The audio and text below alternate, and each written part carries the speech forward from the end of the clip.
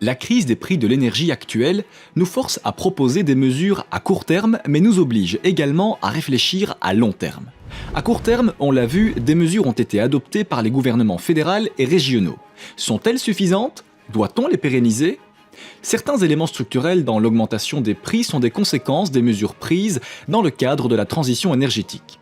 Il faut déjà travailler sur ces postes. Exemple, les surcharges pour soutenir les productions d'énergie renouvelable. Nous constatons aussi l'augmentation des prix des émissions de CO2 avec le marché du carbone européen qui impacte à la hausse le prix de l'électricité.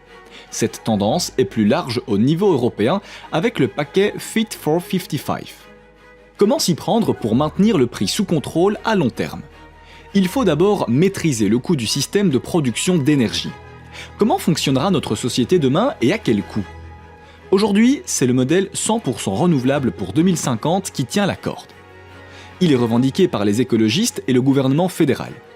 Il est basé sur l'idée que nous pourrions nous assurer une certaine autonomie énergétique et que, moyennant certaines interventions, il pourrait préserver le pouvoir d'achat des Belges. À l'analyse, beaucoup de questions se posent lorsqu'on regarde la praticabilité de tels modèles. Est-ce réaliste de poser comme préalable une baisse de la demande actuelle d'énergie de 57%, de réduire la surface habitable par personne, de réduire les rendements agricoles, de réduire la production de biens et de services, etc.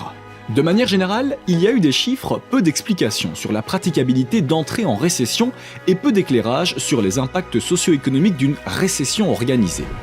Nous pouvons également nous baser sur des modèles faits ailleurs, par exemple chez nos voisins français, avec des modèles de RTE, Réseau de transport de l'électricité. RTE a en effet 6 modèles, dont 3 100% renouvelables et 3 avec des mix nucléaires renouvelables.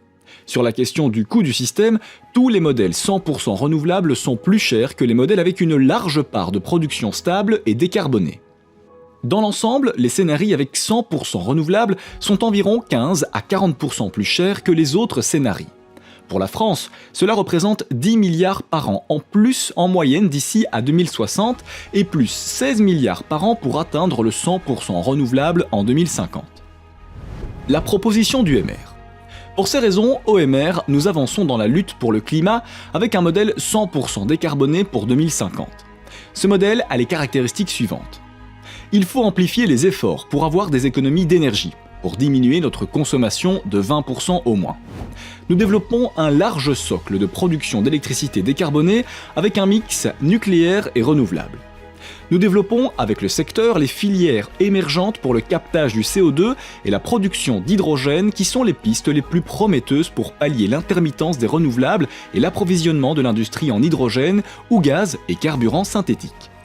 À côté du socle électrique, nous développons également les énergies renouvelables non électriques, biogaz, biocarburants, qui ont des retombées économiques intéressantes.